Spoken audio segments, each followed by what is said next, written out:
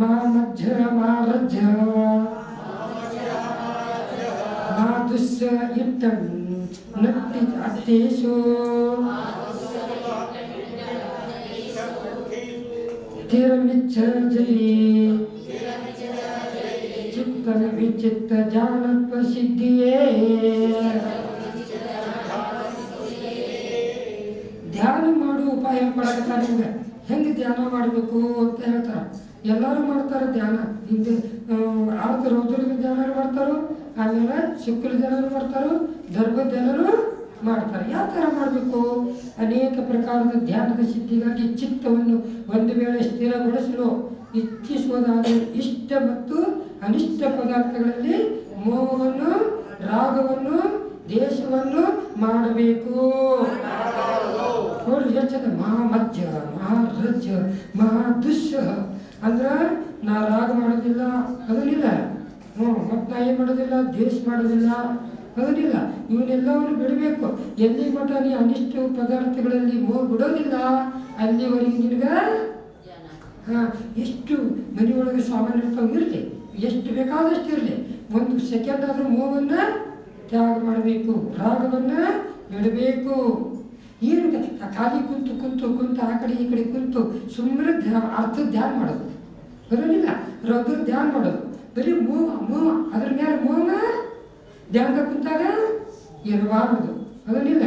ವಿಚಿತ್ರ ಜಾನಪ್ಯ ಸಿದ್ಧಿ ಅನೇಕ ಪ್ರಕಾರದ ಧ್ಯಾನದ ಸಿದ್ಧಿಗಾಗಿ ಜದಿ ಒಂದು ವೇಳೆ ಚಿತ್ತವನ್ನು ತೀರಂ ಸ್ಥಿರವಾಗಲು ಇಚ್ಛಿಸುವುದಾದರೆ ಇಷ್ಟ ನಟ್ಟಿ ಅರ್ಥೇಶು ಇಷ್ಟ ಮತ್ತು ಅನಿಷ್ಟ ಪದಾರ್ಥಗಳಲ್ಲಿ ಮೋಹ.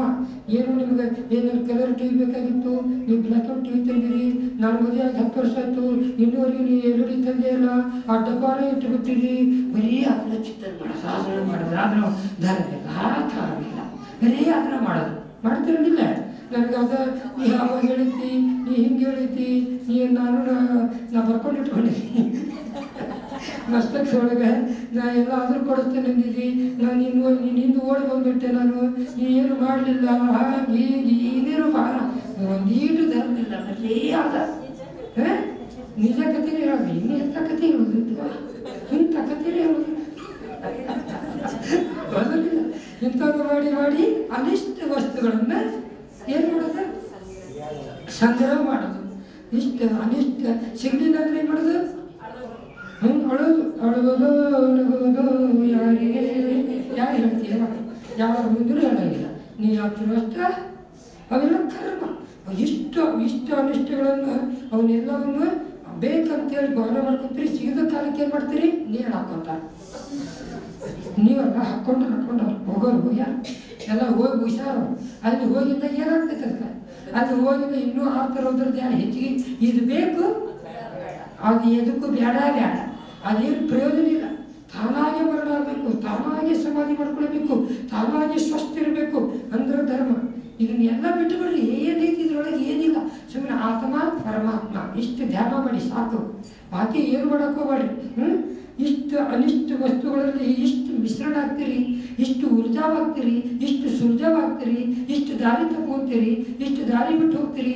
ಅದೇನೊಳಗೆ ಏನೈತಿ ಏನು ಸುಖ ಅದ್ರೊಳಗಿನ ಓಣ್ಯಾಗ ಇವರು ಬರಂಗಿಲ್ಲ ನೋಡ್ರಿ.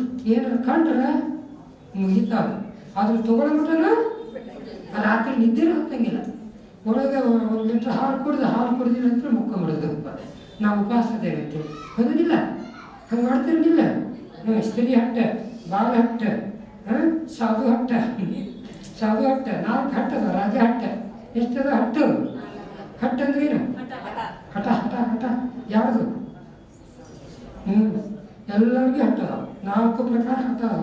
ಅದನ್ನ ಏನು ಮಾಡಬೇಕು, ಒಳ್ಳೇದಕ್ಕೆ ಹಠ ಮಾಡಬೇಕು, ಕೆಟ್ಟದಕ್ಕೆ ಮಾಡ್ಬೇಕು. ದೀಕ್ಷಾ ತೊಗೊಳಕ್ಕೆ ಹಠ ಮಾಡೋಂಗಿಲ್ಲ, ದೀಕ್ಷಾ ತೊಗೊಳಕ್ಕೆ ಹಠ ಮಾಡೋಂಗಿಲ್ಲ. ಎದಕ್ಕೆ ಹಠ ಮಾಡ್ತೀರಿ?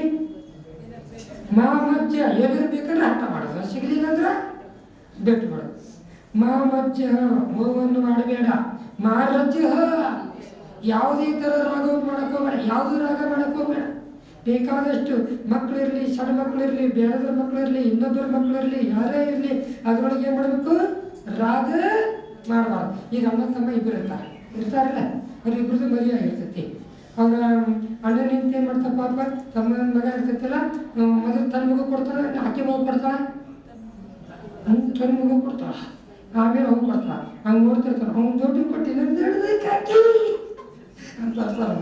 ಈಗೇನು ಮಾಡ್ತಾಳಾಗ ಸುಮ್ಮನೆ ಅಂತ ಹೇಳ್ತಾಳೆ. ತನ್ನ ಮಗುಗೆ ರಾಗ ಮಾಡ್ತಾಳೆ, ಆಮೇಲೆ ಮತ್ತೊಂದು ಮಗುಗೆ ಆ ಮಗುಗೆ ರಾಗ ಮಾಡ್ತಾಳೆ. ಆದ್ರೆ ಅದ್ರೊಳಗೆ ಹೆಚ್ಚು ಕಡಿಮೆ ಆಗ್ತೈತಿಲ್ಲ. ಅದೇ ಥರ ಎರಡೂ ರಾಗವನ್ನು ತ್ಯಾಗ ಮಾಡೋದು ಮಜ್ಜಕ. ಮಜ್ಜ ಅಂದ್ರೇನು ಈ ಮೂರನ್ನು ತ್ಯಾಗ ಮಾಡೋದು. ರಜ್ಜ ಅಂದ್ರೇನು ರಾಗವನ್ನು ತ್ಯಾಗ ಮಾಡೋದು. ದುಸ್ಸ ಅಂದ್ರೇನು ಯಾರ ಮೇಲೂ ದ್ವೇಷ. ನನ್ನ ಕಡೆ ಬರೀ ಒಟ್ಟ ದ್ವೇಷ ಬರೋದಿಲ್ಲ, ಬರ್ತೈತಿಲ್ರಿ? ನನ್ನ ಕಡೆ ಬಂದಿರೋ ಒಬ್ಬರ ದ್ವೇಷ ಮಾಡೀರಿ, ನಾನು ನಿಮಗೆ ದ್ವೇಷ ಮಾಡೀನಿ ಇಲ್ಲ. ದ್ವೇಷ ಬಿಡೋದು ಅದ್ರ ಬಿಟ್ಟರೆ ನಮಗೆ ಏನಾಗ್ತೈತಿ?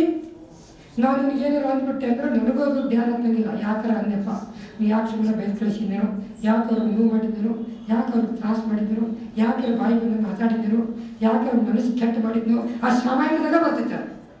ಎದರ ಬರ್ತೈತೆ ಅದು? ಧ್ಯಾನ ಆಗ್ತದಿಲ್ಲ. ಅದಕ್ಕೆ ಯಾರಿಗೆ ಅನ್ನೋದು ಬೇಡ, ಅನಿಸೋದು ಬೇಡ, ಅನ್ನೋದು ಬೇಡ. ಮುಂದೆ ಯಾರಿಗೆ ಹಂಗೆ ನೋಡ್ರಿ, ನೀವು ಧ್ಯಾನ ಕುಂದ್ರಿ ಅವಾಗ ಬರ್ತಕ್ಕಂಥ ರಿಸಲ್ಟ್ ಬರ್ತಕ್ಕಂಥ ಒಳ್ಳೆ ರಿಸಲ್ಟ್ ಬರ್ತಾವೆ. ಯಾವಾಗ? ಅದಕ್ಕೆ ನಾನು ಏನು ಮಾಡ್ಬಿಡ್ತೀನಿ, ಯಾರಿಗೂ ಅನ್ನೋದು ಬೇಡ, ಅನ್ನಿಸೋದು ಬೇಡ, ಬಟ್ ಮಾಡಿ ತೋರಿಸೋದು ಬೇಡ. ಅದಕ್ಕಂತಾರೆ ದೇಶ ಮಾಡೋದು ಯಾರ್ದು ಯಾವಾಗಲೂ ಕೂಡ ಧ್ಯಾನದೊಳಗಿರಬೇಕು. ಧ್ಯಾನದ ಸಿದ್ಧಿಗಾಗಿ ಮನದ ಏಕಾಗ್ರತೆ ಅವಶ್ಯಕ್ಕಾಗಿ ಸಾಮಗ್ರಿಯಾಗಿದೆ. ಚಿತ್ತ ಮನುಷ್ಯನ ಏಕಾಗ್ರತೆ ಪ್ರಿಯ ಪದಾರ್ಥಗಳಲ್ಲಿ ಮೋಹರಾಗವನ್ನು ಮಾಡದೇ ಇರುವುದು. ಪ್ರಿಯ ವಸ್ತುಗಳು ನಿನಗೆ ಏನು ಪ್ರಿಯ ಇರ್ತಿಲ್ಲ ಅದನ್ನೆಲ್ಲ ತ್ಯಾಗ ಮಾಡಿ ನೀನು ಧ್ಯಾನ ಕೂದಬೇಕು. ಅರ್ಥ ಕೂದಲ ಕಟ್ಕೊಳ್ಬೇಕು, ವಸ್ತ್ರ ಬಂಧ ಮಾಡ್ಕೊಳ್ಬೇಕು, ಮುಷ್ಟಿ ಬಂಧ ಮಾಡ್ಕೊಳ್ಬೇಕು. ಅಂದಾಗ ಧ್ಯಾನ ಆಗ್ತೈತಿ. ಇಲ್ಲಾಂದ್ರೆ ಧ್ಯಾನ ಚಸ್ಮಾ ಇದ್ರೆ ಆ ಕಡೆ ಇಟ್ಟು ಕುಂದ್ರಂಗಿಲ್ಲ, ಹಾಕೊಂಡ ಕುಂದ್ರೋದು ಚಸ್ಮಾ. ಅಲ್ಲೆಲ್ಲ ಇಟ್ಟರೆ ನನ್ನ ಚಸ್ಮಾ ಯಾರು ಹೊತ್ಕೊಂಡು ಹೋದ್ರೆ ಇದು ಮಾಡೋದು. ಒಟ್ಟ ನಿಮಗೇನು ಧ್ಯಾನ ಕುಂತ್ರೆ ಯಾವುದು ಮನುಷ್ಯ ಕನ್ನಡ ಸಾಕಾಚಾರ ಸ್ವಾಮಿ ಮಂತ್ರ ಬಂತ್ರ ಮಹಾರಾಜರು ಧ್ಯಾನ ಮಾಡ್ಬೇಕಾದ್ರೆ ಮುಷ್ಟಿ ಬಂದ, ವಸ್ತ್ರ ಬಂದ, ಕೂದಲು ಬಂದ, ಕೇಸ ಬಂದ ಅಂತ ಹೇಳ್ತಾರೆ. ಅರ್ಥಾತ್ ನಿಮ್ಗೆಲ್ಲರಿಗೂ ಯಾವುದು ಕೂಡ ರಾಗ ಇರಬಾರ್ದು. ಮೊಬೈಲ್ ಇರಬಾರ್ದು. ಇತ್ತಂದ್ರೆ ಅದೇನು ಮಾಡ್ತೈತಿ, ಕಿರಿಕ್ ಬರಕ್ಕೆ ಶುರು ಮಾಡ್ತೈತಿ. ಅದರಲ್ಲಿಲ್ಲ ಕೈ ಹಿಂಗೆ ಇಟ್ಕೊಂಡು ಸಹಾಯ ಮಾಡೋದು. ಈ ಥರ ಇಟ್ಕೊಂಡು ಯಾವಾಗ ತಾನಾಗಿ ಕೂದಲನ್ನು ಹಗರು ಕಟ್ಕೋಬೇಕು, ವಸ್ತ್ರವನ್ನು ಬಿಚ್ಚಾಗಿ ಕಟ್ಕೊಳ್ಬೇಕು. ಒಂದು ಅಂತರ ಮಾಡಿದಾಗ ವಸ್ತ್ರನೂ ಬಿಚ್ಚಬೇಕು, ಕೂದಲನ್ನು ಬಿಚ್ಚಬೇಕು, ಕೈಯನ್ನು ಬಿಚ್ಚಬೇಕು. ಅಲ್ಲಿ ಮಟ್ಟ ಸಹಾಯ ಮಾಡೋದು. ಮೊದಲು ಗಡಿ ಇರಲಿಲ್ಲ, ಮೊದಲು ಸಮಯ ಇರಲಿಲ್ಲ, ಟೈಮ್ ಇರಲಿಲ್ಲ ಅವ್ರು ನೋಡೋಕೆ. ಅದಕ್ಕೆ ಏನು ಮಾಡ್ತಿದ್ರು, ಹೊತ್ತು ಹುಟ್ಟಿದ್ರು ನೋಡ್ತಿದ್ರು. ಹೊತ್ತು ನೆತ್ತಿ ಮೇಲೆ ಬಂದರೆ 12 ಗಂಟೆ ಆಗ್ತೈತೆ. ಸ್ವಲ್ಪ ಸೈಡ್ ಬಂದರೆ 1 ಗಂಟೆ, ಇನ್ನೂರು ಸ್ವಲ್ಪ ಸೈಡ್ ಬಂದರೆ 2 ಗಂಟೆ, ಇನ್ನೂರು ಸ್ವಲ್ಪ ಸೈಡ್ ಹೋದ್ರೆ 3 ಗಂಟೆ. ಒಳಗೆ ಅವಾಗ ಹಚ್ಚಿನ ಮನೆ ಇರ್ತಿದ್ವು, ಅದು ಬೆಳಕಿಂಡಿ ಬರ್ತಿತ್ತು. ಅಲ್ಲಿ ಎಷ್ಟು ಗಂಟೆ ಆಗತ್ತಾರೆ ತೋರಿಸ್ತಿತ್ತು ಅದು. ಅವಾಗ ಎಲ್ಲರ ಕಡೆ ಗಡಿ, ವಾಚು, ಮೊಬೈಲು, TV ಏನೂ ಇರಲಿಲ್ಲ. ಅವು ಬರೀ ಸೂರ್ಯನ ಬೆಳಕಿನ ಮೇಲೆ ಕಂಡು ಹಿಡ್ತಿದ್ರು. ರಾತ್ರಿ ಹೊಲಕ್ಕೆ ಹೋದ್ರೆ ಅಲ್ಲಿ ಒಂದೊಂದು ನಕ್ಷತ್ರ ನೋಡ್ತಿದ್ರು ಅವರು. ಈ ಚಿಕ್ಕಿಯಲ್ಲಿ ಬರ್ತೈತಿ, ಆ ಚಿಕ್ಕಿಯಲ್ಲಿ ಬರ್ತೈತಿ, ಈ ಬೆಳಗ್ಗೆ 4 ಗಂಟೆ ಆಯಿತು, 6 ಗಂಟೆ ಆಯಿತು, ಈ ಥರ ನೋಡ್ತಿದ್ರು. ಯಾವಾಗ? ಧ್ಯಾನದ ಸಿದ್ಧಿಗಾಗಿ. ಹೊರ ವಸ್ತುವನ್ನು ತನ್ನದೆಂದು ತಿಳಿದುಕೊಳ್ಳುವುದು, ತನ್ನನ್ನು ಮರೆಯುವುದು. ರಾಗ ಇಷ್ಟು ವಸ್ತುವಿನಿಗೆ ಪ್ರೀತಿಯನ್ನು ರಾಗವೆನ್ನುವರು. ಇಷ್ಟು ಇದ್ರ ವರ್ಣನೆ ಸಾಕು. ಯಾಕಂದ್ರೆ ಇನ್ನೂ ಭಾಳ ಐತಿ. ಇಷ್ಟು ತಿಳ್ಕೊರಿ. ಧ್ಯಾನದಲ್ಲಿ 4 ಭೇದಗಳಿದಾವೆ, ಹೌದಿಲ್ಲ? ಅವನಂಕರ್ ಈಗಾಗಲೇ ತಿಳಿಸಿದೆ. ಇಲ್ಲ ಅರ್ಥ ಧ್ಯಾನದೊಳಗೆ ರೋಗ ಬರಲಿ, ಪ್ರತಿಕಾರ ಬರಲಿ, ಭೋಗ ಪ್ರಾಪ್ತಿ ಆಗಲಿ, ಅನಿಷ್ಟ ಆಗಲಿ, ಇಷ್ಟ ಆಗಲಿ ಅರ್ಥ ಧ್ಯಾನ ಮಾಡಬಾರ್ದು. ಪ್ರಾಣಿ ಹಿಂಸೆ, ಅಸತ್ವಚರವನ್ನೆಲ್ಲ ಸಂತೋಷ ಪಡಬಾರ್ದು. ಸಂತೋಷ ಈ ಕಳು ಮಾಡ್ಕೊಂಡು ಸಂತೋಷ ಮಾಡಬಾರ್ದು ರೀ. ಯಾರಿಗಾರು ಹೊಡೆದು ಬಂದು ಸಂತೋಷ ಆಗಬಾರ್ದು ರೀ. ಈ ಅವ್ನಿಗೆ ಚಲೋ ಶಿಕ್ಷಾ ಕೊಟ್ಟೆ ಅಂತೇಳಿ ನಗಬಾರ್ದು ರೀ. ಅಂದ್ರೂ ಕೂಡ ರುದ್ರ ಧ್ಯಾನದು ಅವನ್ನೆಲ್ಲ ಮಾಡಬಾರ್ದು. ಧರ್ಮದ ಧ್ಯಾನ ಜಿನೇಶ್ವರರು ಏನು ಆಜ್ಞೆ ಆಗುತ್ತೆ ಅದ ಪ್ರಮಾಣ ಅಂತ ತಿಳ್ಕೊಳ್ಬೇಕು.